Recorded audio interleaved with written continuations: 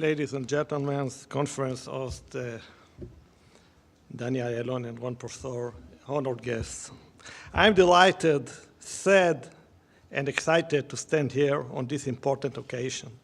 I'm delighted because we are not always given the opportunity to raise one of the significant events in the history of the Jewish people to the international agenda. I'm sad because I see before me the fate of many of my family members from Damascus who were left penniless after leaving behind their homes and after suffering pogroms and harassment.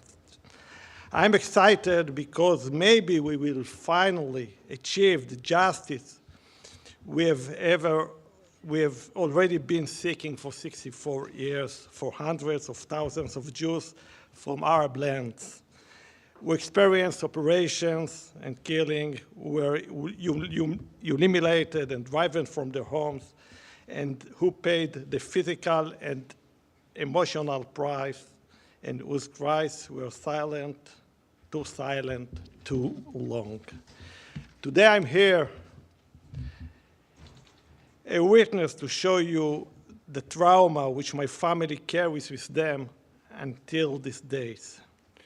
Jews lived in Syria for 4,000 years, far before the birth of Islam.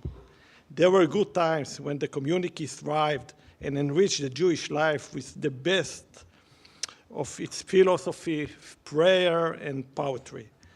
But always, even under Ottoman or French rule, the community lived with fear. I will just mention the Damascus affair in 1940, when 2 Jews were accused of making matzot from blood of Christians. Dozens of Jews were arrested and murdered, and dozens of children were kidnapped in wake of this base libel. The lowest point was reached with the outbreak of the Second World War, and a nationalist, fascist wave engulfed Damascus. The French Vichy government, which supported the Nazis, still ruled Syria and hosted Nazi officers who planned large concentration camps for the Jews. Discriminations against the Jews raised its head. Arrests, along with abuse and torture, increased. The declaration of the State of Israel in 1948 only worsened the situation and increased the murder of the Jews who had not yet fled from Syria. My aunt, Tzipora Hefetz Sukari, was then a girl, just a girl, remembers well the day the State of Israel was declared. Hundreds of Arabs burst into the Jewish neighborhood, harming and injuring anyone who crossed their path. The Jews barricaded themselves in their houses, hearing the cries of the masses outside, and waited for a miracle. Aunt Tzipora hid under the dress of Shafika, her mother. The police only arrived at the last minutes and dispersed the rioters. In August 1949, my uncle, Daoud Alfie, was sitting in his regular place on Friday night in the El Menashia synagogue in the Jewish quarter, Charet El Yahud in Arabic, in Damascus, of course. A band of Syrian terrorists threw grenades into the synagogue. Daoud lost his 2 legs. Another 13 worshippers were killed on that time, including 8 children. In May 1946, my dear grandmother, Sarah Sukari, decided to save her own life and those of her family. After sending her 2 youngest children to Palestine, my mother, Rachel, and her brother David, she took her husband, the cantor Yosef Sukari, my grandfather. She took also the two remaining children, Marco and Aliza, and dressed them all in Arab clothing. Thus, the family traveled by horse and donkey, by day and night, until they reached Kibbutz Kfar Giladi in the Galil, in the north of Israel. My refugee family was delighted. They remained poor, but they stayed alive.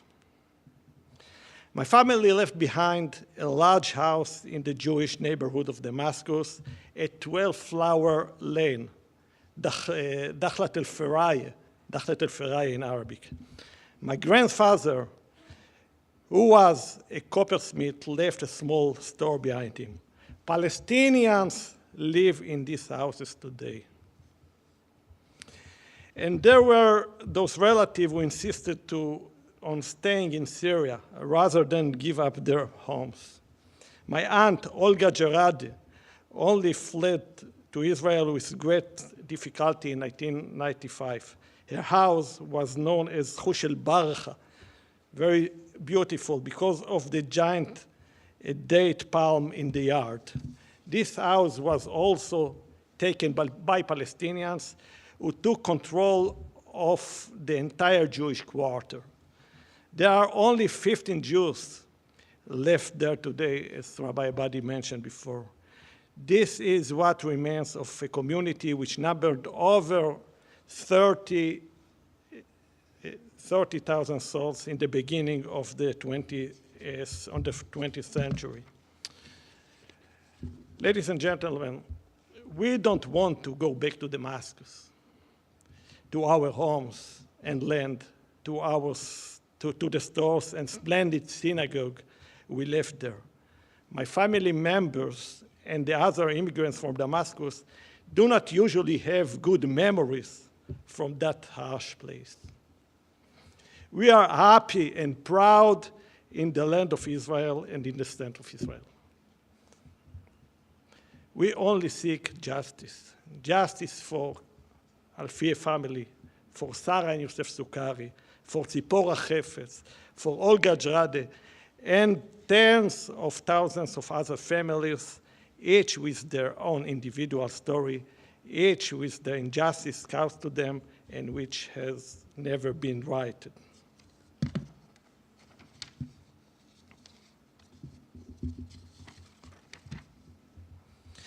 The face of the Jewish refugees is no different than some people said before, different than of the Palestinians once. They have all suffered. President Bill Clinton was the first person to rightly suggest setting up a foundation which would compensate them all equality.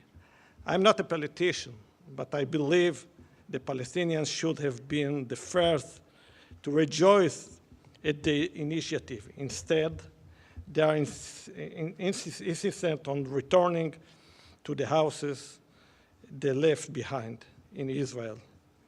That is unrealistic because Israel will not destroy itself. That is unrealistic, just as it's unrealistic for us to return to Arab lands and to the ones we left behind. No Arab leaders seriously wish to see millions of Jews coming to the land. The rest is just propaganda. Next week, ladies and gentlemen, is Yom Kippur. We have opportunity to make atonement for the serious historical injustice that I have just spoken about. We have the opportunity to right a wrong. Let's not miss it. Thank you. Toda rabba. Shana tova.